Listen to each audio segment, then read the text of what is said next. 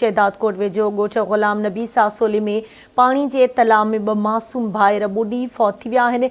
ॿुॾी फौत थी वियल ॿारनि में 6 वरियनि जो मुदस्सिर ऐं 8 वरियनि जो मुज़म्मिल शामिल आहिनि। घर में रोज राड़ो मची वियो आहे।